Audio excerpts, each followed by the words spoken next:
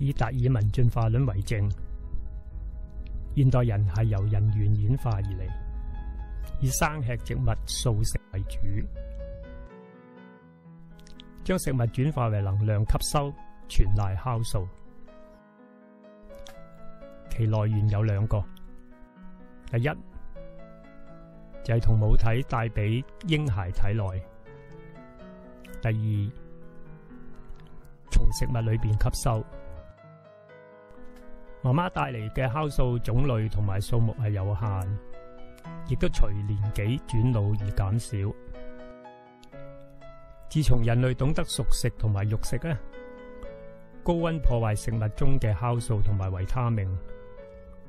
身體得唔到外來嘅供應，就自我體內增加生產酵素，令食物轉化。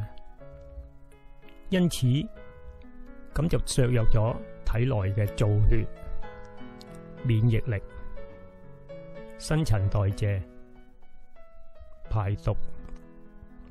抗炎等工作，令人體質軟弱，容易感染生病。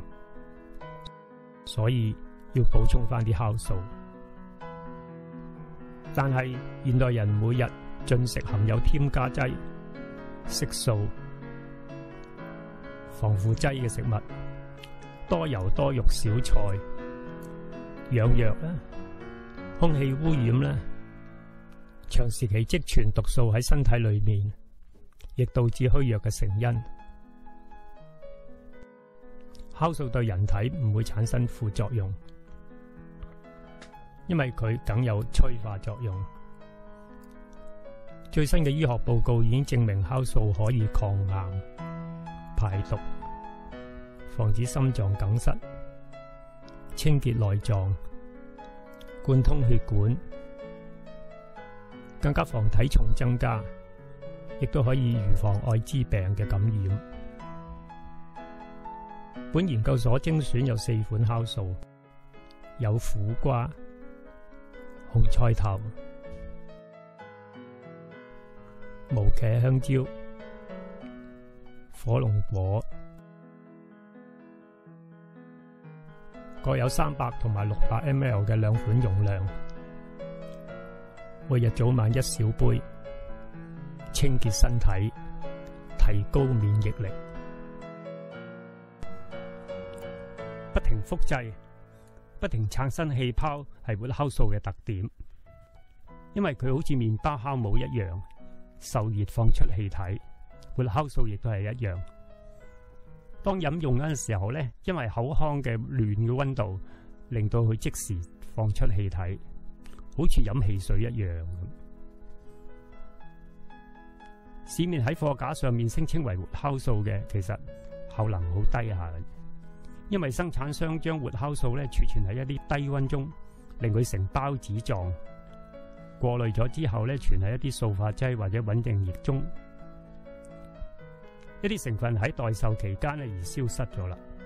一啲咧味道更加難接受添。大部分人飲用都係即開即飲，就唔會放喺暖水中1-2個鐘頭，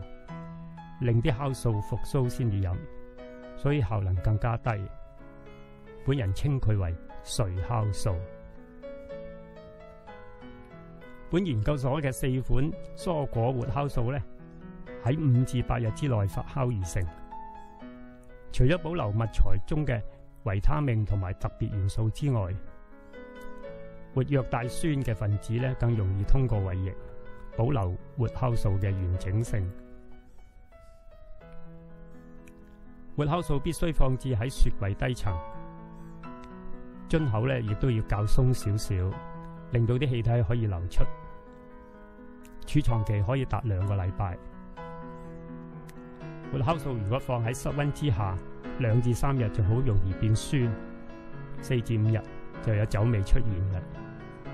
屆時可以加啲清水稀釋飲用，功效仲好。